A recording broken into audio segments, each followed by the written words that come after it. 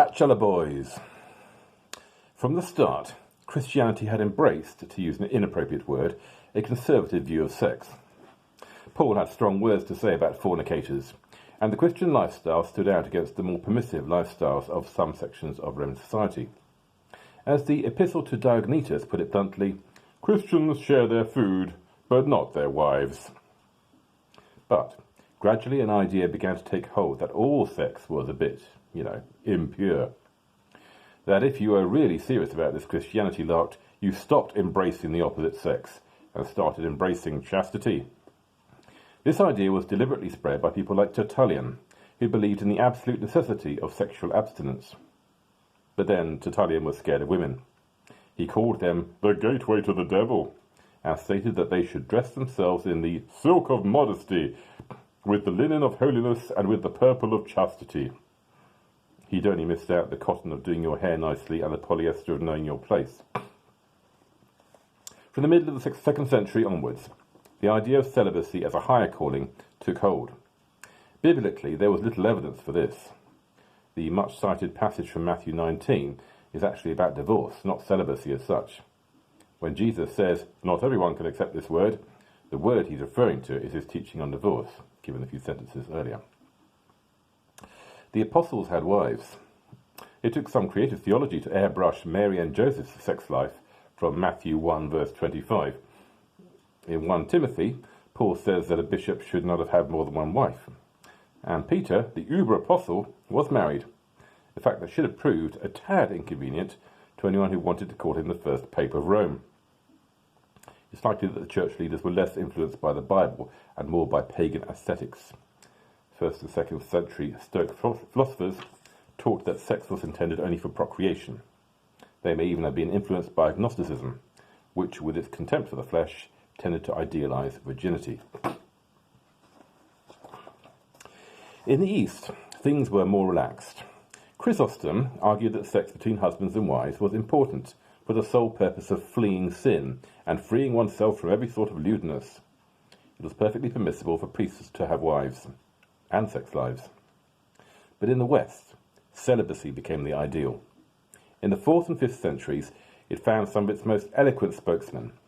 Ambrose, Jerome, and especially Augustine, all had a high view of chastity. Ambrose demanded that priests should stop having sex with their wives. Then, in the 390s, the great men of the Western Church joined forces against a man called Jovinian. Jovinian was a monk who argued that virginity was, frankly, not the marvellous state it was cracked up to be. A fairly liberal monk, then. We know his writings only from that of his chief opponent, Jerome, not the most unbiased reporter, but he argued that virgins, widows, and married women were all equal in the sight of God. Jovinian wasn't saying chastity was bad, just that married people could be equally holy. If the Lord had commanded virginity, he wrote, he would have seemed to condemn marriage, and to do away with the seed plot of mankind, of which virginity itself is a growth. He argued that there was only one future punishment and reward, not different grades for different people. For Jovinian, all sins were equal. Jovinian also denied the perpetual virginity of Mary. Mary, famously, had been a virgin when Jesus was born. But in the 2nd century, she became the poster girl for celibacy, and the idea grew up that she had remained a virgin. As we've seen, works like the fictional Infancy Gospel of James sought to explain Jesus' brothers and sisters away by claiming that these were actually Jesus' step-brothers and sisters, the children of Joseph by a previous marriage. This is why, in Renaissance pictures of Joseph, he's always portrayed as a very, very old, hairy bloke. Jerome was one of those who chose to rebrand Jesus' siblings in this way. When he found out about Jovinian, he went ballistic. His writing seethed with the anger of someone who has given something up only to be told he was wasting his time. He wrote 2 treatises against Jovinian, one of which was so abusive that some Christian leaders in Rome tried to have it suppressed. Jerome had support, though, from the Bishop of Rome himself.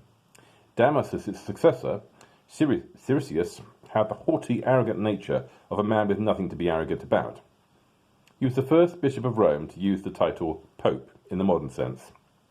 Siricius was a huge fan of A. Celibacy and B. the Virgin Mary. He argued strongly for the perpetual virginity of Mary, arguing that Jesus would never have allowed himself to be born in Mary's womb had she at any point allowed that lodging to be stained by the presence of male seed.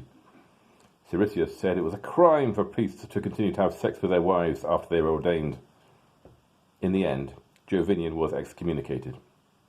Ambrose called in another favour, upon which Theodosius had Jovinian scourged with a lead-tipped whip, and exiled to the island of Boa. It was to take a long time to become universally acknowledged, and it was never uniformly enforced. But in the West, clerical celibacy became the official line. Increasingly, it was urged on the laity as well, so much so that by the early Middle Ages, there was hardly any legitimate opportunity for a bit of it. Around 585, the Church ruled that there should be neither rumpy nor pumpy for the 40 days before Christmas, nor for 40 days before Easter, nor the 8 days after Pentecost, nor on the nights before the great feast days of the Church, nor on Sundays, or Wednesdays, or Fridays, and not for 30 days after your wife gave birth to a boy, or 40 days if she gave birth to a girl, not for 5 days before communion. By my calculations, that means Christians of this period were allowed sex on second Thursdays in October. No, really, it does cut around 40% of the year.